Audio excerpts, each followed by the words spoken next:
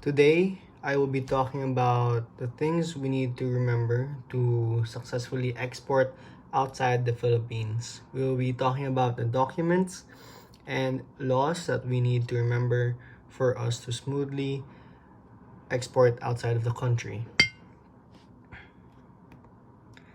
For an exporting agreement between the Philippines and a different country's company to be successful, its contracts must abide with Articles 1318 and 1319. The first thing we need to remember is that an agreement must be made. A meeting of two minds or consent of contracting parties must be established, and the object must be certain. The cause of the obligation must be realized by the parties involved. If there are no counteroffers made, the original offer will proceed. Once parties have agreed to the terms of the contract and signed said contract, it will become binding. Once contracts have been finished, the company that wishes to sell or export from the Philippines may send a pro forma invoice that will provide as a preliminary bill of sale to the company that will purchase or import. The importing company must then sign and ship back the pro forma invoice as proof of the transaction. Next, custom duties or value-added tax and tariff exporting will be added to the goods.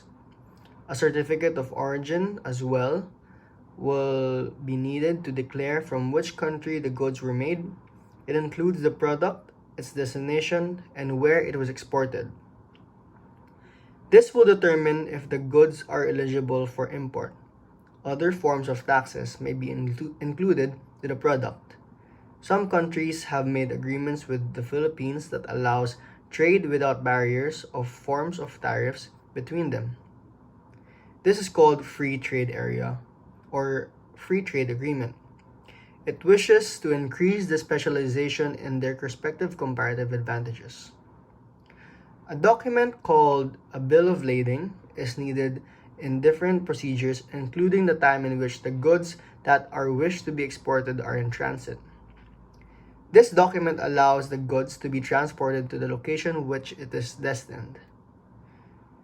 During the time that the goods from the Philippines have been imported to the country it is destined, ownership will then be transferred to the vendee upon actual delivery, based on Articles 1477, 1478, and 1503. All similarly stating that the vendee will gain ownership once it has been given to the carrier, delivered to the vendee, or if stipulated that ownership will not pass to the vendee if not paid yet. We also need to be aware of Article 1504 that states, unless otherwise agreed upon, that the goods will be exporter's liability or risk until ownership will be successfully transferred to the buyer. A letter of credit can guarantee the safety of payment of the goods delivered by the exporter. When sent to the seller from the buyer, it will become a proof that the seller will receive the payment on time and in the correct amount. An arrangement called document against payment can be made as well by the exporter, which instructs its bank to give the shipping and documents when the importer fully pays the bill. All of this are needed for an exporting transaction to be made legally and make the process run smoothly. Thank you.